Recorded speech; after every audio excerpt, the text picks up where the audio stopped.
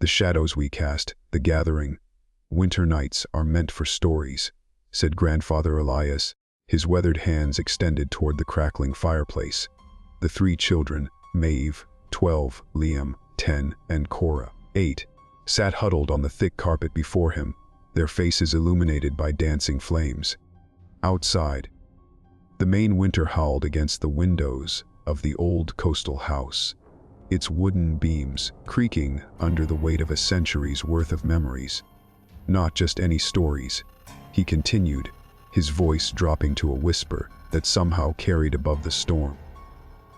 Winter nights like this, when the veil between worlds thins, these are for the stories we're afraid to tell in daylight. Maeve exchanged a quick glance with her siblings. Their parents had gone to town for supplies, leaving them with Grandfather for the night, possibly longer, if the storm intensified as forecasted. Is this going to be scary? Cora asked, already pulling her blanket closer. The old man's eyes caught the firelight, reflecting something ancient and knowing. It's not meant to frighten you, little one. It's meant to warn you. Warn us about what? Liam's voice carried a forced bravado. Grandfather Elias leaned forward in his chair, its leather creaking like old bones. About the shadows we cast, and how sometimes they learn to cast us.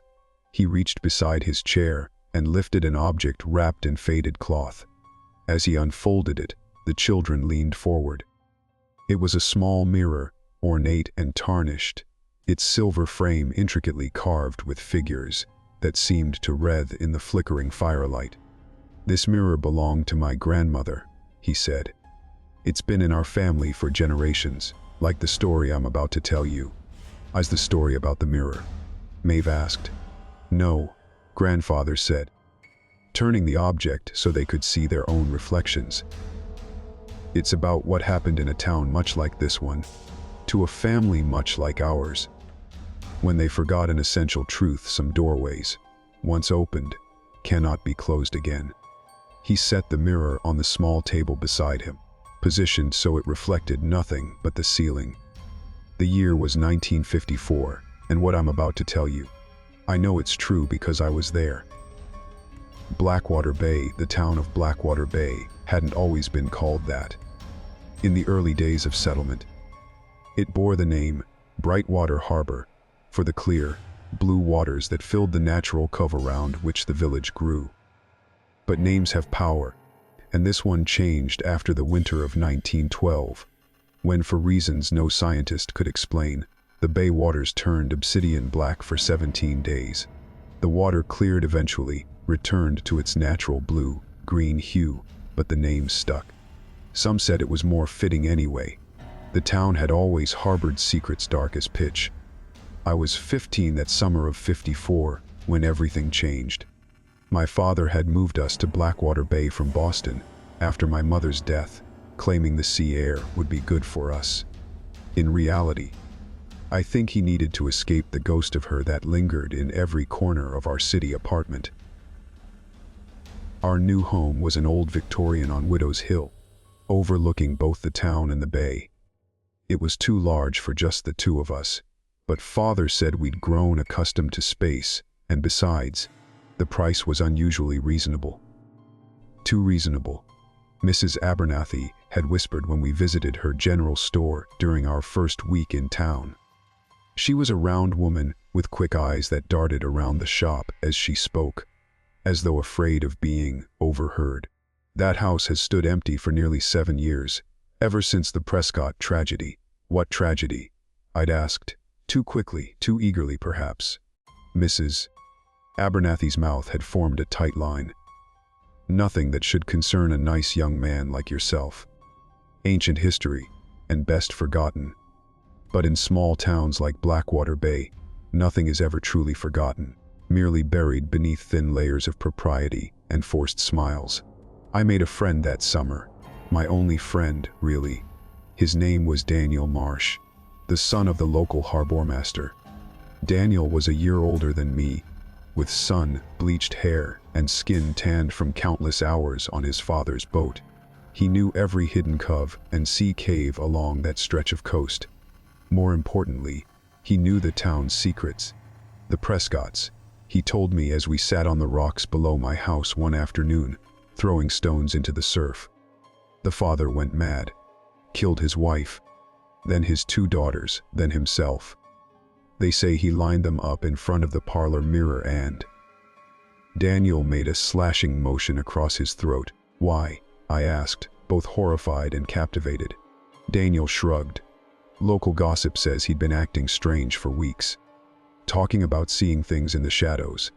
Said his reflection stopped following his movements. I laughed nervously.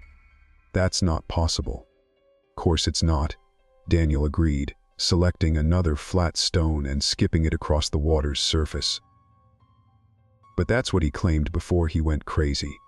Said his reflection would watch him, sometimes move when he was still. Said the same thing was happening to his wife and daughters." Later that night, I found myself studying my reflection in the bathroom mirror. My face looked as it always had, thin, pale, with my mother's green eyes and my father's serious brow. When I moved, my reflection moved. When I stilled, it stilled. I told myself Daniel's story was just that, a story. The kind small towns create to explain away the unexplainable brutality that sometimes erupts from ordinary men. If only I'd been right. My father had taken a position as Blackwater Bay's new doctor. The town's previous physician had retired under mysterious circumstances, moving to Arizona without selling his house or most of his possessions. The locals seemed relieved to have a new doctor, especially one with my father's credentials and gentle bedside manner. That first month passed quickly. Father was busy establishing his practice, and I spent my days exploring the town with Daniel or reading in my room. The house no longer felt quite so oversized as we settled in, though certain areas remained unwelcoming, particularly the formal parlor at the front of the house, with its heavy drapes and ornate furniture that seemed to belong to another era. "We should redecorate," Father announced one evening over dinner. "Make this place truly ours."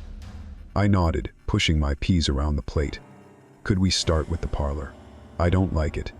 A curious expression crossed my father's face. "The parlor. That's the most charming room in the house." It wasn't like my father to disagree with me over something so trivial, especially since he'd mentioned just days earlier how oppressive he found that particular room. "I thought you said it was gloomy," I reminded him. Father frowned slightly, then his expression cleared. "Did I? Well, I've reconsidered. In fact, I've started spending my evenings there. The light is quite remarkable at sunset." That night, unable to sleep, I crept downstairs for a glass of water. As I passed the parlor, I noticed light seeping from beneath the closed door, not the warm glow of a lamp, but a cold, silvery illumination. I hesitated, then gently turned the handle. The parlor was empty. Moonlight streamed through the bay window, casting long shadows across the Persian rug. My eyes were drawn to the large mirror hanging above the fireplace, an antique thing with an ornate silver frame that the previous owners had left behind.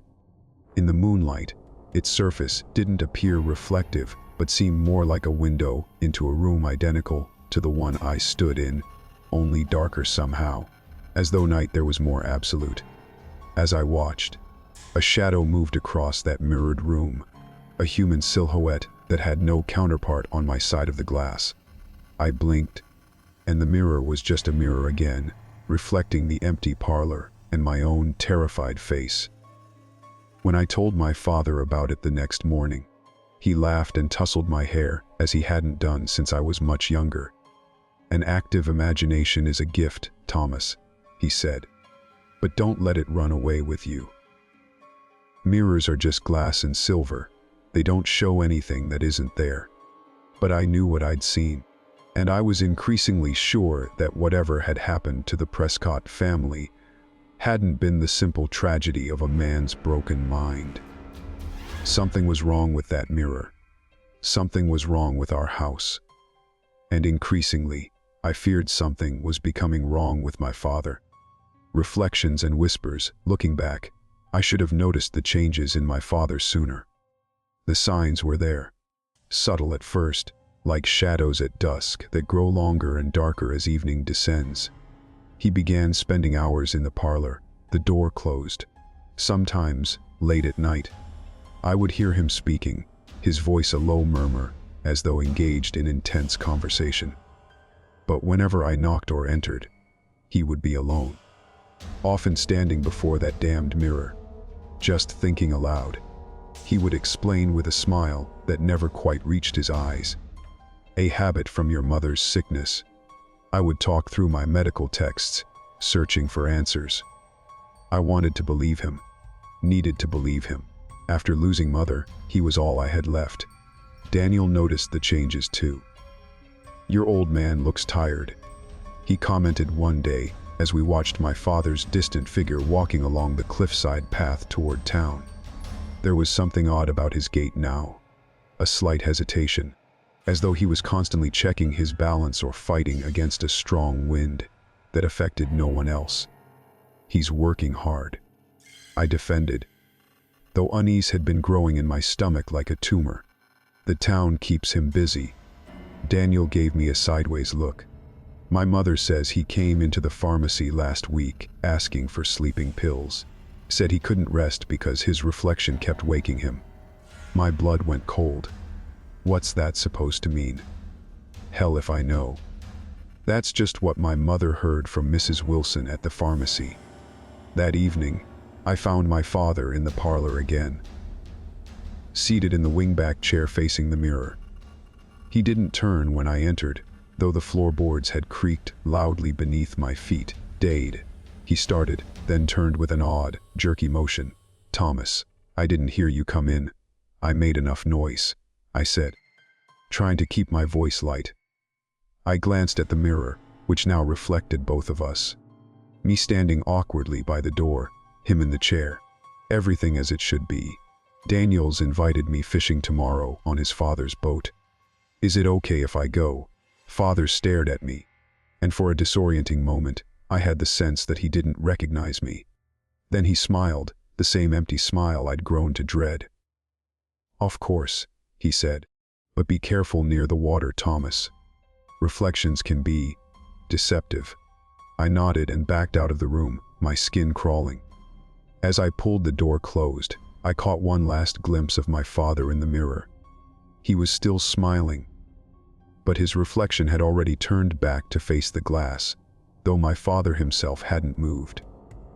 I told myself it was a trick of the light, the angle, my worried mind. I told myself many things in those days, none of which were true. The fishing trip with Daniel provided temporary escape. We took his father's small boat out beyond the harbor, to where the bay opened into the vast Atlantic. The day was clear, the water calm, a perfect summer day that seemed to exist in deliberate defiance of the growing darkness I felt at home. "You ever hear any stories about mirrors?" I asked as we baited our hooks. "Like local legends or something?" Daniel thought for a moment. "My grandmother used to cover all the mirrors in the house during thunderstorms. Said lightning could get trapped in them otherwise." "That's not really what I meant." He cast his line into the water. "I know what you meant. You're thinking about what I told you, about the Prescotts." I nodded.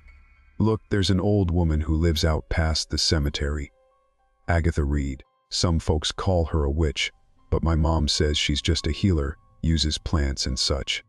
Anyway, she's been here forever. If anyone knows the weird history of this place, it'd be her. Would you take me to her?" Daniel hesitated. "My parents wouldn't like it." "We don't have to tell them," I pressed. "Please, Daniel. I think something's happening to my father." Perhaps it was the naked fear in my voice that convinced him, or maybe he'd seen enough to be worried himself. Either way, Daniel agreed, and we spent the rest of the afternoon planning our visit to Agatha Reed instead of focusing on the fish that refused to bite our hooks. We visited her the next day, following a narrow path through the woods beyond the old cemetery. Her house was smaller than I'd expected. A neat cottage with herbs hanging from the porch rafters and a garden of strange plants growing in orderly rows. Agatha herself was tall and straight-backed despite her years, with silver hair pulled into a severe bun and eyes so pale blue they appeared almost colorless. She didn't seem surprised to see us. "I've been expecting someone from the old Prescott place," she said, ushering us onto her porch. "Sit, I'll make tea," while she busied herself inside. Daniel shot me a nervous look. Maybe this wasn't such a good idea. Before I could respond, Agatha returned with a tray bearing 3 steaming cups. The tea smelled of mint and something else, something sharper. "Now," she said, lowering herself into a rocking chair across from us. "Tell me what you've been seeing." I told her everything. The mirror in the parlor, the strange movements I'd glimpsed, my father's changing behavior. As I spoke, her expression grew increasingly grave. "The mirror," she said when I'd finished. "Describe it precisely." I did my best, detailing the silver frame with its intricate carvings, figures like twisted bodies. She asked, faces contorted in agony. My mouth went dry. "Yes. How did you know?" Agatha set her untouched tea aside. "Because I've seen it before. That mirror didn't belong to the Prescotts originally. It was in the house before them, belonged to the Ambrose family in the 1890s. They all died too, 3 children and their parents. "Deed how?" Daniel asked, though his expression suggested he already knew the answer wouldn't be peaceful. "The official account was influenza," Agatha said. "But my grandmother was their maid. She said the family changed in the weeks before their deaths. Started acting like different people. The youngest child claimed her reflection was telling her secrets, showing her things that hadn't happened yet." A cold shiver ran through me. "And you think the same thing happened to the Prescotts? That it's happening to my father now?" Agatha's colorless eyes fixed on mine. "What I think is that there are places in this world where the boundary between realities wears thin. Objects that serve as doorways. That mirror is one such object." "Doorways to what?" I asked. "To the other side of the glass," she replied simply. "To where our shadows live." Daniel shifted uncomfortably. "This is crazy. Mirrors are just mirrors, are they?" Agatha asked, her voice sharp. "From childhood, we accept that there exists a perfect duplicate world inside every reflective surface. A world identical to ours except reversed. We never question why our reflections obey us, mimic our every movement. What if they grew tired of mimicry? What if they wanted to step through?" "If what you're saying is true," I said slowly, "then what happened to the real Prescott family? To their reflections?" Agatha's expression darkened. "The boundary works both ways, child. For something to come through from there, something must go through from here." The implications hit me like a physical blow. "Are you saying my father?" "I'm saying be careful." She cut me off. "Watch him closely. And whatever you do, avoid that mirror. Cover it if you can, but don't break it. That would only release whatever is partially through." We left shortly after, my mind reeling with questions I was afraid to ask and answers I dreaded receiving. "She's just a crazy old woman," Daniel said as we followed the path back toward town. But his voice lacked conviction. "Maybe," I conceded. "But you didn't see what I saw in that mirror." That night, I crept downstairs well after midnight, armed with a heavy blanket.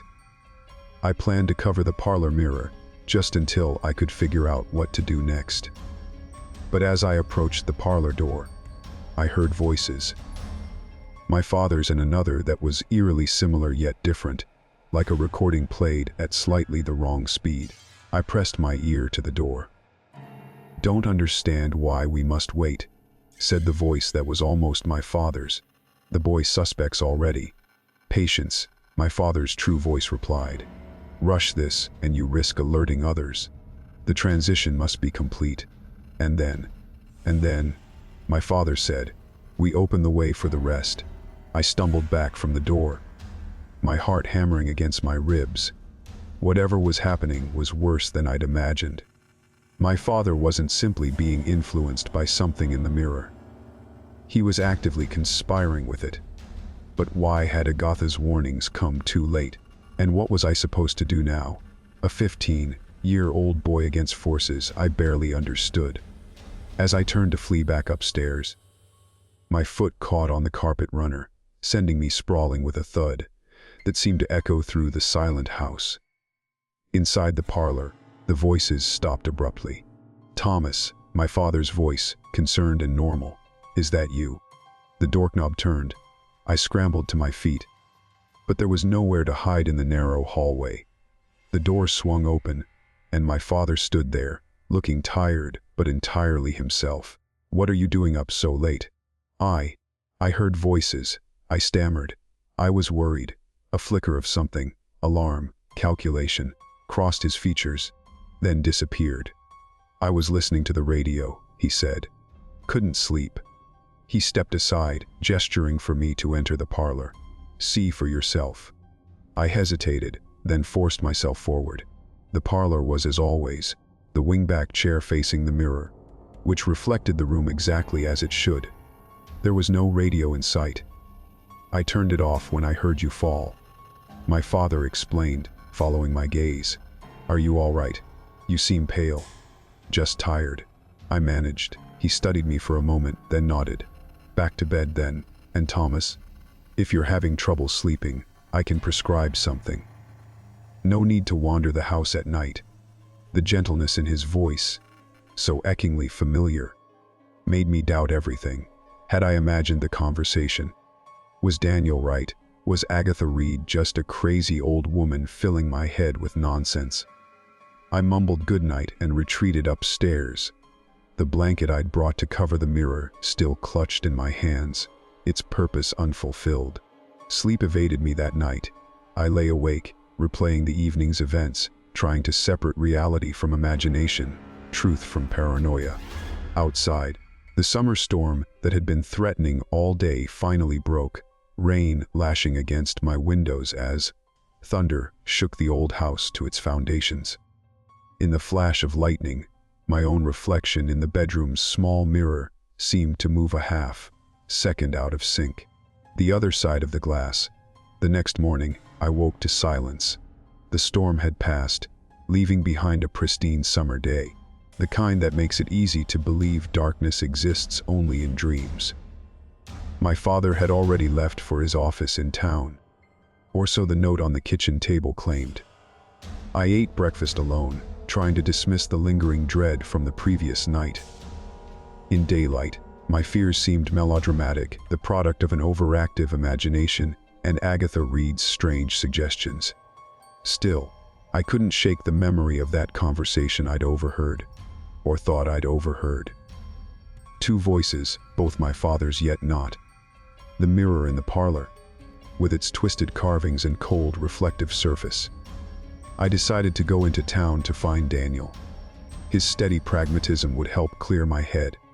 But as I passed the parlor door, something compelled me to stop. I needed to see the mirror again, in daylight, to prove to myself that it was just an object, nothing more. The parlor, when I entered, was flooded with morning light. Dust motes danced in the sunbeams, giving the room an almost ethereal quality. The mirror hung as always above the fireplace, reflecting the sunlit room with perfect clarity. I approached it cautiously, studying my reflection. My face looked back at me, pale and serious, dark circles under my eyes testament to my restless night. When I raised my hand, my reflection did the same. When I frowned, it frowned. "Just a mirror," I said aloud, my voice sounding small in the empty room. I turned to leave, relieved and slightly embarrassed by my fears. As I reached the doorway, some instinct made me glance back over my shoulder. In the mirror, my reflection remained facing forward, watching me leave. I froze, blood turning to ice in my veins.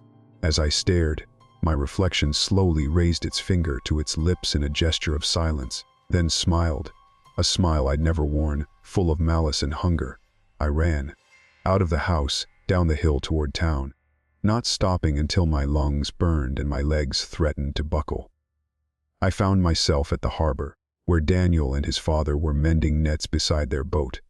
"Whoa, Thomas," Daniel said, jumping up as I approached. "You look like you've seen a ghost." Between gasping breaths, I told him what I'd seen. Mr. Marsh listened too, his weathered face growing increasingly concerned. "Daniel mentioned you two visited Agatha Reed yesterday," he said when I'd finished. "She's filled your head with superstitious nonsense." "Dad, you didn't see his face," Daniel protested. "Something scared him for real." Mr. Marsh sighed, setting aside the net he'd been working on. "Look, Thomas, I knew the Prescotts. They were good people, but Edward Prescott had problems. Drinking, mostly, and a temper that got worse over time. What happened to them was tragic but explainable. No evil mirrors required." "Then how do you explain what I saw?" I demanded. "Suggestion is powerful," he replied gently. "Hear enough ghost stories, and you'll start seeing ghosts." "I know what I saw," I insisted. "And I know my father's been acting strange." Mr. Marsh exchanged a look with Daniel I couldn't quite interpret. "Your father's been through a lot. Losing his wife, moving to a new town. Give him time." But I could tell he was troubled by something. Later, when Mr. Marsh went to speak with another fisherman, Daniel pulled me aside. "Dad wouldn't admit it," he whispered, "but there's been talk around town. Dr. Caldwell, your father, he's been writing strange prescriptions. Wilson at the pharmacy is worried. Strange how? Medications that don't match the symptoms. Dosages that seem off, and..." Daniel hesitated. "Some people say when they're alone with him in the examination room, he seems different. Like he's studying them rather than treating them." My mind raced back to what I'd overheard the night before. And then we opened the way for the rest. What if it wasn't just my father? What if whatever had come through the mirror was spreading? "I need to talk to Agatha Reed again," I said. "Alone this time." Daniel looked uncertain but nodded. "Be careful, Thomas. Before visiting Agatha." I knew I needed evidence, something concrete to counter Mr. Marsh's rational explanations. I decided to go to my father's office in town, to see if I could find anything unusual in his medical records or prescriptions. The receptionist, Mrs. Gardner, had known my mother in Boston. They'd attended the same women's college. This connection had made her particularly kind to me since our arrival in Blackwater Bay. "Thomas!" "What a nice surprise," she greeted me. "Your father's with a patient, but he should be done soon." "Actually," I said, manufacturing a casual tone, "I left my biology textbook in his office yesterday. I just need to grab it quickly." Mrs. Gardner hesitated only briefly before smiling. "Well, I don't see the harm. You know where it is." My father's office was meticulously organized, as always. Medical texts lined the bookshelves, his diploma hung on the wall, and his desk held neatly arranged patient files. Nothing seemed amiss until I opened the top desk drawer. Inside lay a small journal bound in black leather. I recognized it immediately. My father had kept such journals throughout my mother's illness, documenting her symptoms, treatments, and responses. But my mother had been dead for over a year now. I opened it, expecting to find notes on his current patients. Instead, I found page after page of frantic writing that barely resembled my father's usual neat hand. Most disturbing were the crude drawings interspersed throughout. Sketches of humanoid figures with distorted limbs and too many joints, emerging from what appeared to be mirrors and other reflective surfaces. One passage caught my eye. "The transition is taxing. This body resists in ways I hadn't anticipated. The medicines help subdue the original consciousness, but maintaining control requires constant vigilance. The boy remains problematic. He senses the change, though he doesn't understand it. I've suggested to the others that he might be more valuable on our side than as a mere vacancy to be filled." My hands trembled so badly, I nearly dropped the journal. This wasn't my father's medical record. It was the diary of whatever had taken his place.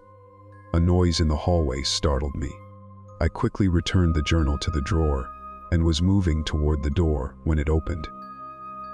My father stood there, his white coat pristine, his expression pleasant but puzzled. "Thomas, Mrs. Gardner said you came for a book." "My biology text," I said, struggling to keep my voice steady. "But I just remembered I left it at Daniel's house." He studied me, and I had the distinct impression that something behind his eyes was calculating, assessing. "Are you feeling all right? You look flushed." "Just ran all the way here," I lied. "I should head back. Don't want to interrupt your work." He stepped aside to let me pass, but as I moved by him, his hand shot out, gripping my wrist with surprising strength. "Thomas," he said, his voice suddenly lower, "I've been thinking it might be good for you to talk to someone about your mother, the move, all these changes. I've noticed you seem anxious." I forced a smile. "I'm fine, Dad. Really." His grip tightened momentarily, then released. "If you say so. But remember, I'm here if you need me." That's what fathers are for. The way he said, "fathers," as though it was a foreign concept he was trying on for size, sent chills down my spine. I mumbled goodbye and fled the office, not stopping until I reached the outskirts of town. My destination clear, Agatha Reed's cottage. This time, when Agatha opened her door, she simply nodded as though she'd been waiting for me. "It's worse than you thought," she said. It wasn't a question. Inside. She listened silently as I recounted what I'd found in my father's journal, what I'd seen in the mirror, the whispered conversation I'd overheard. "We are running out of time," she said when I'd finished. "Not just you and your father, all of us. If what you heard is correct, they're planning to bring more through. But what are they? Where do they come from?" Agatha moved to a bookshelf and removed an ancient-looking volume bound in faded leather. "Every culture has myths about doppelgangers, fetch, Vardijers, beings that look exactly like us but aren't. Most dismiss these as superstition, but the boundary between worlds has always been thin in certain places. Blackwater Bay is one such place." She opened the book to a hand-drawn illustration of a coastline I recognized as our own, though the drawing must have been a century old at least. The indigenous people who lived here before the settlers arrived called this place the shore where shadows walk. They believed the barrier between our world and another was weakest here. They avoided building permanent structures with reflective surfaces, no glass windows, no mirrors. "But what do these things want?" I asked. "To exist as we do," she replied simply. "To feel as we feel. To fully inhabit this reality instead of merely reflecting it." "And my father? The real one?" Agatha's expression softened with genuine sympathy. "If these beings have truly found a way to cross over physically rather than just influence from the other side, then your father is likely on the other side of the glass now. He's alive, after a fashion. But time works differently there. What feels like days here could be years there, or mere moments. The longer he remains, the less of him will be left to save." I thought of my father trapped in that cold reflection of our world, alone and confused. After losing my mother, I couldn't bear to lose him too. "How do we get him back?" Agatha closed the book. "The mirror is key. It's the doorway they used. To reverse what's been done, you'd need to force an exchange at the moment when the boundary is thinnest." "When is that?" "Traditionally, at midnight. But given what's happening in Blackwater Bay, I suspect the next opportunity will be during the black tide." "The what?" "Every 42 years, the bay waters turn black for 17 days. The last time was in 1912. The next begins tomorrow night." My mind reeled. The timing couldn't be coincidence. Whatever was happening had been planned, perhaps for decades. This black tide, what causes it? "Science offers no explanation," Agatha said. "But local lore says it's the shadow world bleeding through. darkening our waters with its essence. And you think that's when they're planning to bring more of themselves through? She nodded grimly.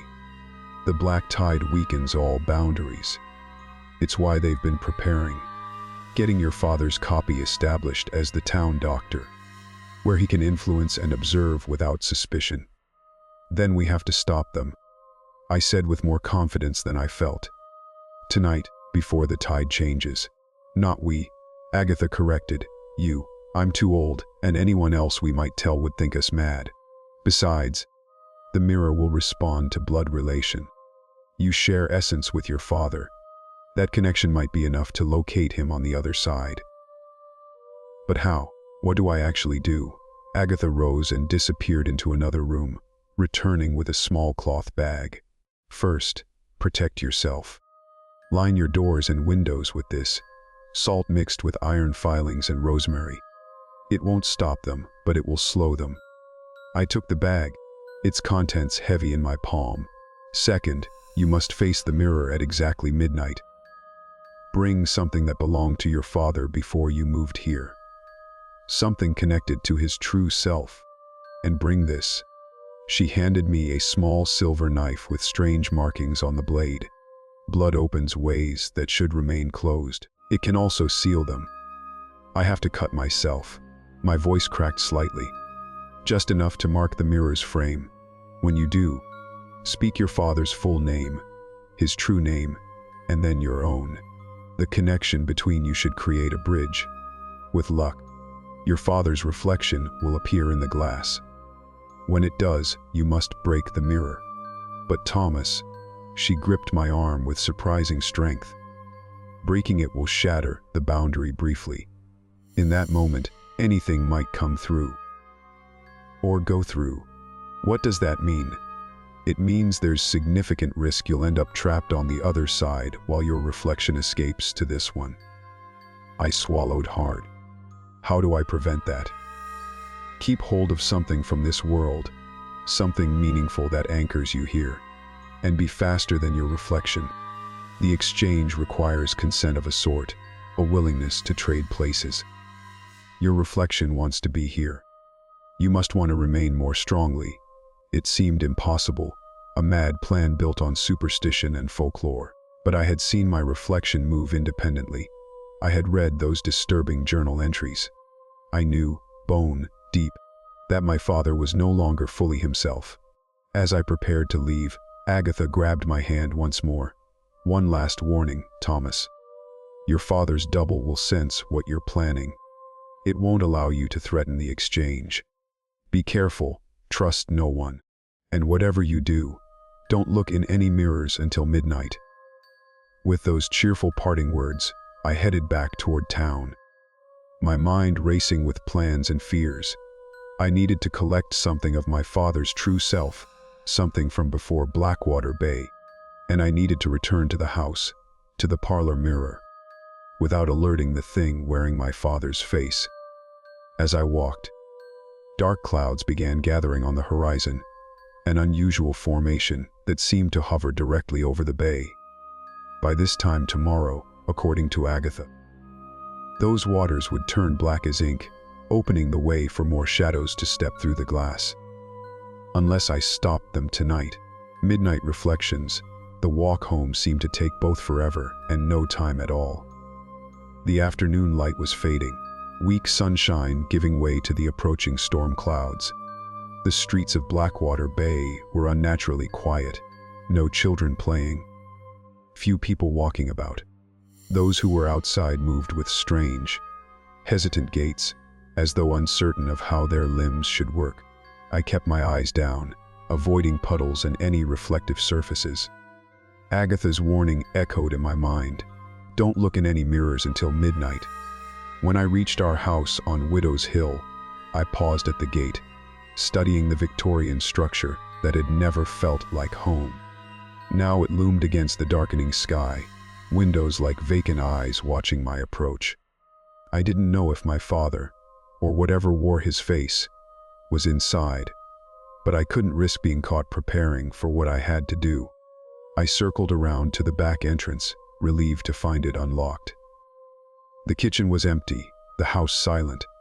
I crept up the back stairs to my bedroom, wincing at every creak of the old wood beneath my feet. Once safely behind my closed door, I pulled out the small bag Agatha had given me and carefully lined my windowsill and doorway with its contents. Then I sat on my bed, thinking, what object could I bring that connected to my father's true self? My eyes fell on the bookshelf across the room. Among my own books stood a small collection my father had insisted on bringing from Boston. Medical texts mostly, but also a few treasured novels. I crossed to the shelf and removed a well-worn copy of Moby Dick. It had been my father's favorite since college. He'd often read passages aloud to my mother during her illness. If anything represented the man he truly was, it would be this. As I returned the book to my bed, I heard the front door open and close. Heavy footsteps crossed the foyer below. My father was home. I quickly hid Agatha's silver knife and the book under my pillow, then tried to appear casual, pulling out schoolwork, just as a knock sounded at my door. Thomas. My father's voice, yet not quite right, slightly flatter than it should be. May I come in? I hesitated, glancing at the line of salt and iron filings I'd placed along the threshold. Would he notice? Would it actually stop him? There was only one way to find out. Sure, Dad, I called, positioning myself between the door and my pillow. The doorknob turned, and my father's familiar figure appeared in the doorway. He took one step forward, then stopped abruptly, his gaze dropping to the floor. A small frown creased his brow as he stared at the nearly invisible line of Agatha's mixture. "Spring cleaning?" he asked, his voice light but his eyes cold. I shrugged. Just felt like the room needed something. He nodded slowly, not attempting to cross the threshold. "Mrs. Gardner mentioned you stopped by my office today. I was looking for my biology book." I repeated my earlier lie. "Curious," he said, "since your biology book is right there on your desk." I glanced at my desk where, indeed, my textbook lay plainly visible. A chill ran through me. I'd made a novice mistake. I forgot I'd brought it home. I fumbled. "Thomas," my father said, his voice softening. "I'm concerned about you.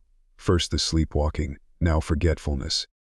I think you might be under too much stress." He reached into his pocket and withdrew a small pill bottle. "Just a mild sedative," he explained, "to help you rest. I'd like you to take one now and get some sleep. We can talk more in the morning." I stared at the bottle, remembering Daniel's words. Medications that don't match the symptoms, dosages that seem off, and the journal entry. The medicines help subdue the original consciousness. "I'm fine," I said. "Really. Just distracted with a summer reading." His expression hardened slightly. "I insist. As your father and your doctor." We stared at each other across the line of salt, locked in silent battle. Then he smiled, that empty smile that never reached his eyes. "Very well. Perhaps later. I'll leave these here for when you're ready." He set the pill bottle on the small table beside my door, carefully reaching across without stepping over the threshold. "I'll be in my study if you need me. Try to get some rest, son." After he left, I exhaled shakily. He knew something was wrong. He'd be watching more carefully now. Getting to the parlor mirror at midnight would be even more difficult than I'd anticipated. The hours crawled by. I pretended to work on summer assignments while straining to track my father's movements throughout the house. Occasionally, I heard him on the telephone, speaking too quietly for me to make out the words. Once, I thought I heard other voices, though no one had come to the door. Around 10 o'clock, his footsteps ascended the stairs. He paused outside my door. "Good night, Thomas," he called. "Don't forget your medication if you have trouble sleeping." "Good night," I replied, trying to sound drowsy. I waited, listening as he continued to his bedroom at the end of the hall. His door closed. Water ran in the adjoining bathroom. Then silence. I checked my wristwatch repeatedly as the minutes ticked by. At 11:30, I finally dared to move. I retrieved the book and Agatha's knife from beneath my pillow, then eased my door open, careful not to disturb the protective line. The upstairs hallway was dark and silent. I crept past my father's closed door, down the main staircase, and into the foyer. The parlor door stood slightly ajar, a faint silvery light spilling from within. Moonlight reflecting off the mirror's surface, I told myself, though my heart raced with other possibilities. I hesitated, then pushed the door open wider. The parlor was empty, the mirror hanging innocently above the mantel. In its reflection, the room appeared identical, down to the pattern of moonlight across the floor, and my own terrified face staring back at me. I checked my watch, 11:48, 12 minutes until midnight. Moving quietly, I crossed to my father's liquor cabinet and poured myself a small measure of whiskey, liquid courage. The alcohol burned my throat but steadied my nerves. I positioned myself before the mirror, Agatha's knife clutched in one hand, my father's book in the other. 11:55. Somewhere in the house, a floorboard creaked. I froze, listening intently, but heard nothing more. 11:58. The room seemed to grow colder. My breath fogged slightly in the air before me, though August nights in Maine rarely grew so chill. 11:59. I raised the knife, my knuckles white around its handle. In the mirror, my reflection did the same, our movements perfectly synchronized. For now. Midnight. A subtle change came over the mirror's surface. Not a visible alteration, but a feeling, as though the glass had somehow deepened, become more permeable. I pressed the knife against my palm and drew it across the skin, wincing at the sharp sting. Blood welled from the shallow cut. "Edward James Caldwell," I said, my voice surprisingly steady as I spoke my father's full name. "Thomas Allen Caldwell." I pressed my bleeding palm against the mirror's ornate frame, smearing crimson across the silver. The carved figures seemed to writhe beneath my touch, their tiny faces turning toward my blood. In the glass, my reflection stared back at me, but now something was different. Its eyes held awareness, intelligence, hunger. As I watched, its lips curved into that terrible smile I'd seen before, the one I'd never worn. "Hello, Thomas," it said, though its voice existed only in my mind. "I've been waiting for you. Where is my father?" I demanded. My reflection's smile widened, nearby, watching. "He misses you very much. I want him back. And I want to stay," it replied. "I've grown quite fond of this world. The sensations alone. You never truly appreciate taste or touch or smell until you've existed for centuries without them." "You can't have him," I said. "You can't have me." The reflection laughed, a horrible sound like breaking glass. "But I already have so many others. Your doctor, Caldwell, was just the beginning. Mrs. Wilson at the pharmacy, Chief Harmon, little Daniel's mother. We've been very busy while you fretted and planned." My blood ran cold. Daniel's mother. Since when? Tuesday last. She put up quite a fight, that one. More awareness than most. The implications staggered me. If Daniel's mother had been replaced, then Daniel's warning about my father's strange prescriptions hadn't come from her at all. It had been a test, to see if I would react, seek help, reveal what I suspected. And now, my reflection continued. The black tide comes. Tonight, the waters turn, and the way opens wider than it has in generations. Not just one or two of us slipping through, but many. Most. Perhaps all. "I won't let that happen," I said, raising the knife. Agatha said, breaking the mirror. "Agatha Reed." The reflection cut me off, its voice contemptuous. "A meddlesome old woman who knows just enough to be dangerous. Did she tell you what happened to the last family who tried to break the mirror? The Ambroses didn't just die, Thomas. They suffered, for days." I faltered, doubt creeping in. What if Agatha was wrong? What if breaking the mirror made things worse? As if sensing my uncertainty, the reflection's expression softened to one of concern, a perfect mimicry of empathy. "It doesn't have to be this way," it said. "You could join us willingly. Cross over of your own accord. We'd give your father back, what's left of him, and you'd experience wonders beyond imagination on our side of the glass. For a moment, just a moment, I was tempted. Not by promises of wonders, but by the thought of saving my father without risking everything on Agatha's desperate plan. The reflection sensed my weakness. "Just touch the glass," it urged. "Place your hand flat against mine. A simple exchange, and all this ends." I raised my hand, watching as my reflection did the same. Our palms would align perfectly against the cool surface of the mirror. "That's right," the reflection murmured. "Just a touch." My hand hovered inches from the glass. Then my gaze fell to my other hand, still clutching my father's book, the one he'd read to my mother.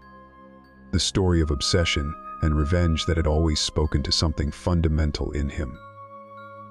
I remembered him reading it during her final days, his voice steady even as tears tracked down his face.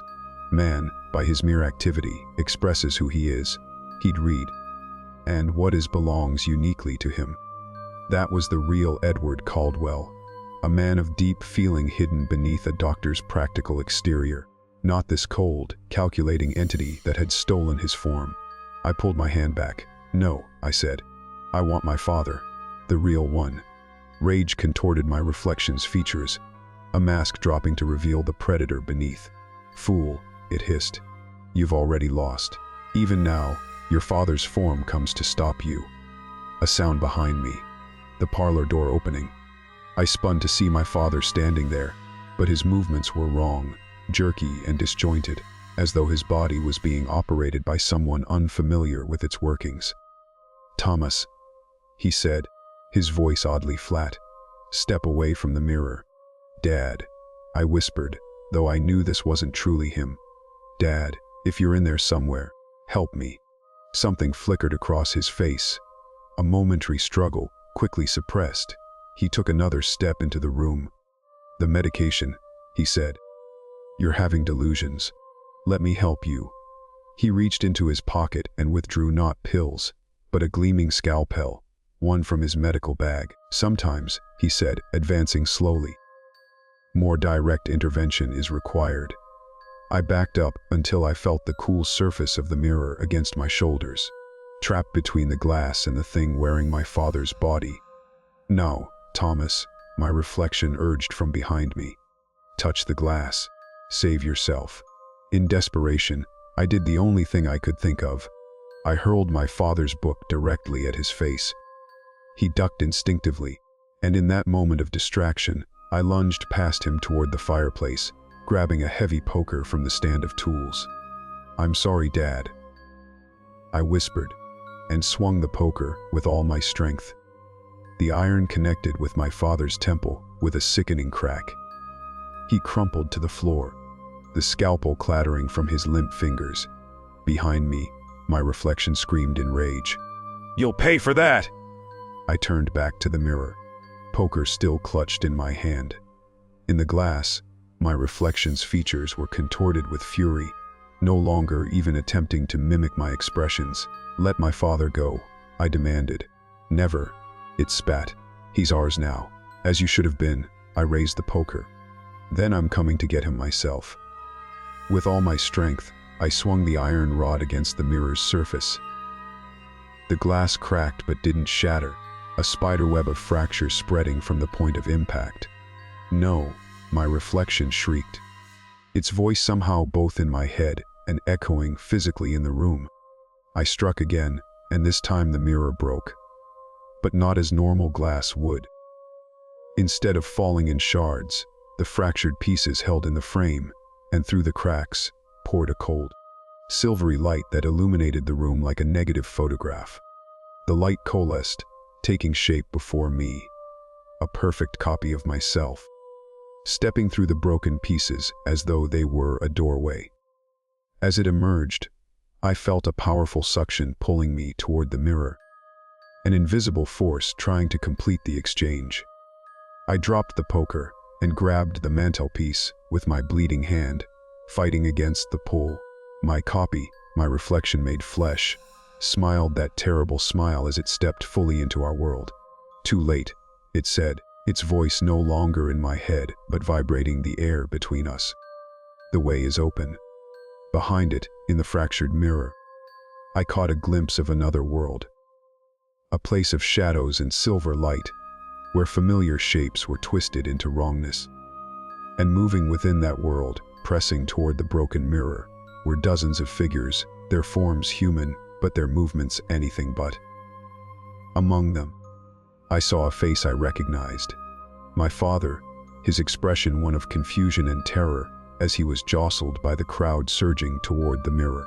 He saw me and called out, though I couldn't hear his voice across the divide. "Dad!" I screamed. "Dad, I'm here!" My doppelganger laughed.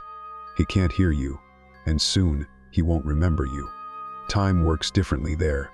Memories fade quickly, identity even faster. I looked around desperately for a weapon, anything to fight with.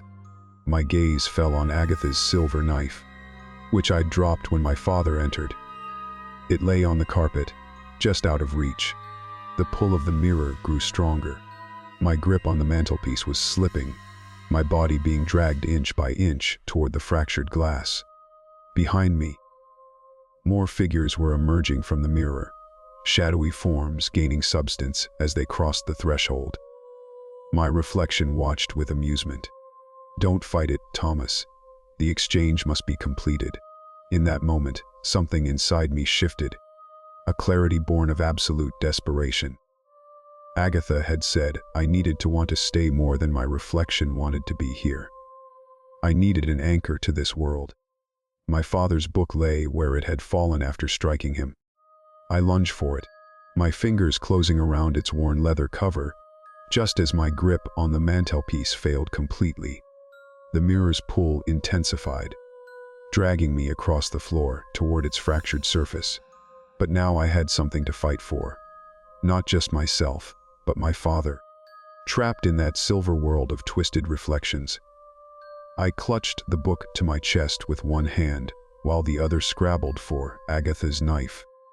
My fingers closed around its handle, just as I reached the mirror. The glass felt different now, not solid but permeable, like the surface of water.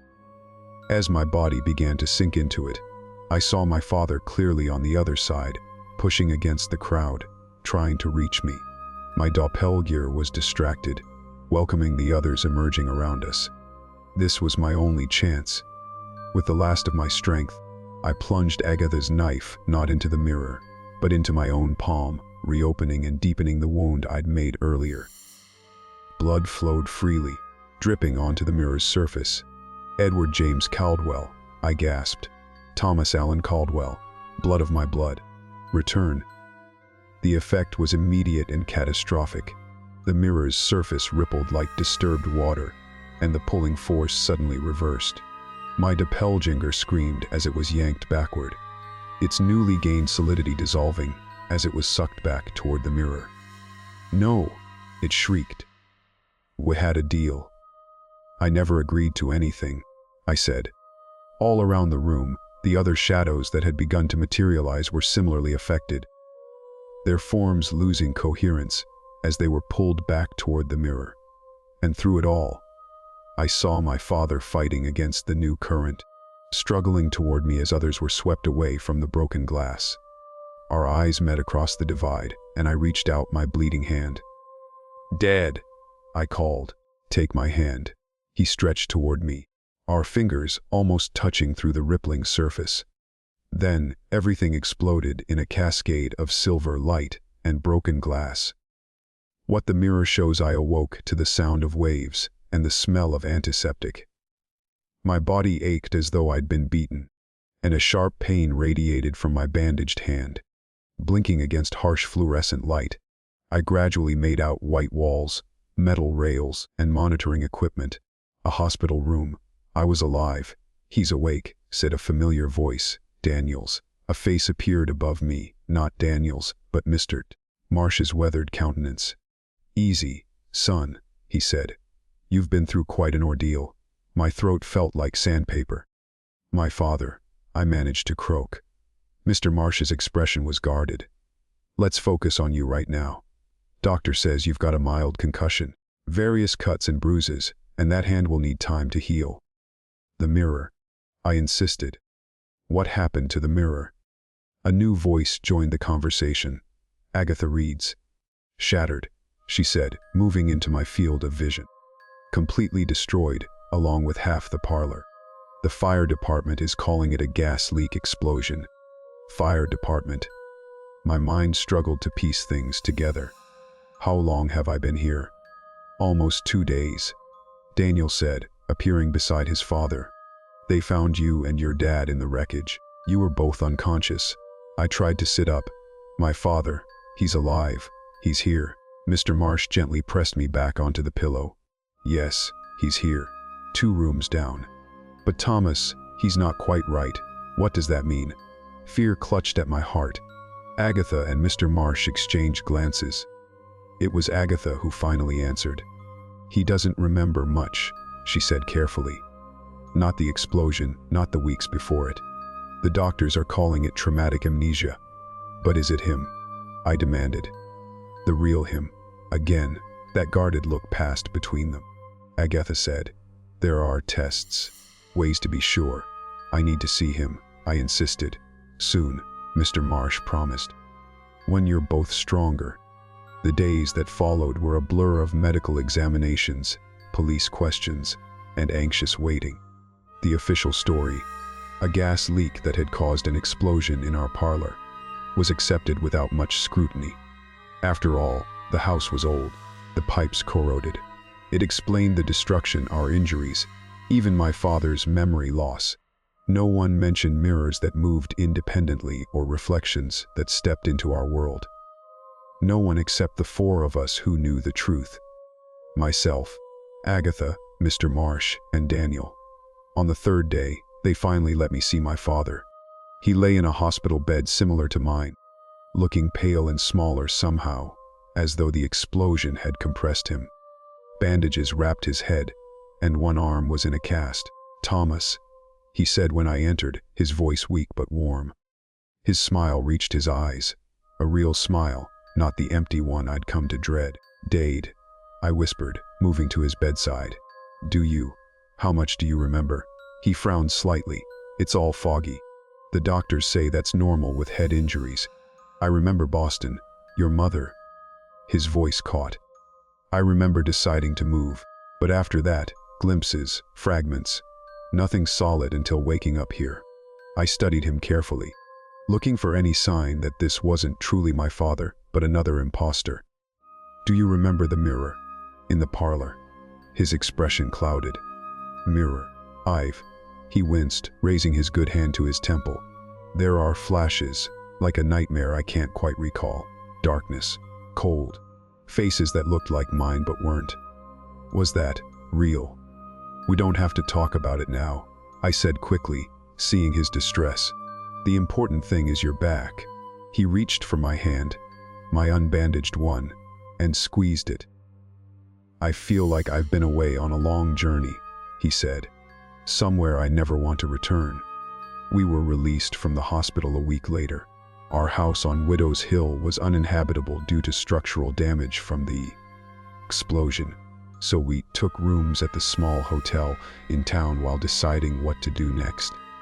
The black tide came as Agatha had predicted. For 17 days, the waters of the bay turned dark as ink, but whatever had been planned during that weakening of boundaries never materialized. The mirror was destroyed, the doorway closed. Still, neither my father nor I felt comfortable remaining in Blackwater Bay. Too many memories, too many questions. And there was a new wariness among the townspeople. Those who had been replaced, like Mrs. Wilson and Chief Harmon, had no memory of their time as vessels for the shadow beings. But somewhere, deep down, I think they sensed something had happened to them. Something they couldn't explain. We moved in with my father's sister in Vermont, where he gradually recovered his strength, if not all his memories. He never returned to medicine, choosing instead to teach biology at the local high school. The trauma, doctors said, had altered his priorities. But I knew the truth. He'd seen behind the veil of reality and couldn't go back to his old life untouched. As for me, I finished high school in Vermont, then attended college as far from the coast as I could manage. I studied psychology, then folklore, seeking explanations in both science and myth for what we had experienced. I never again looked into a mirror without a moment's hesitation, a quick check to ensure my reflection moved when I moved, stilled when I stilled. And I never forgot what Agatha Reed told me the day we left Blackwater Bay. I'd gone to say goodbye, to thank her for her help, her belief. "The door is closed for now," she'd said, pressing something into my hand. A small cloth bag similar to the one she'd given me before. "But there are many doors, many reflective surfaces. They're patient, Thomas. And they're still hungry." I still carry that bag with me, tucked into my wallet. Salt, iron filings, rosemary. A small protection against the shadows that wait on the other side of every reflective surface, watching us, mimicking us, waiting for their chance to step through. Epilogue. The warning grandfather Elias fell silent, the final words of his story hanging in the air like mist. The fire had burned low, casting long shadows across the room. Outside, the winter storm continued its assault, but inside, a different kind of chill had settled over the three children. "Is that a true story, Grandpa?" Liam asked, his voice small. Elias looked at each of his grandchildren in turn, his weathered face solemn in the firelight. "Every word of it. But," Maeve began, her practical nature asserting itself, "people can't come out of mirrors. It's not scientifically possible. Science explains much," Elias acknowledged, "but not everything." Not yet. Little Cora had been staring at the mirror on the side table throughout the end of the story. Now she pointed at it with a trembling finger. "Grandpa, why did you bring that mirror if it's dangerous?" "This." Elias picked up the small tarnished mirror, turning it in his hands. "This isn't the mirror from the story. That one was destroyed long ago." "Then why do you keep it facing up at the ceiling?" Liam asked. A small smile touched the old man's lips. Habit, perhaps, caution, or maybe just the peculiarities of an old man who's seen too much. He rose stiffly from his chair and moved to the window, pulling back the curtain to peer into the storm. "Your parents won't make it back tonight. That road will be impassable until morning. Are we safe here?" Cora whispered. Elias turned back to them, his expression softening. "Of course you are, little one. The story wasn't meant to frighten you, only to warn you." "Warn us about what?" Maeve asked. "To be mindful of reflections. To notice when something seems wrong, even in the most ordinary places. To trust your instincts when they tell you something isn't quite as it should be." He moved to each child, placing a small cloth bag in their hands, similar to the one he still carried after all these years. "Salt, iron filings, rosemary," he explained, "an old New England charm against things that shouldn't cross thresholds. Keep it with you. Humor an old man's superstitions." The children accepted the bags, Cora immediately tucking hers into her pocket. Liam pretending nonchalance though his fingers closed tightly around it, Maeve examining hers with curious skepticism.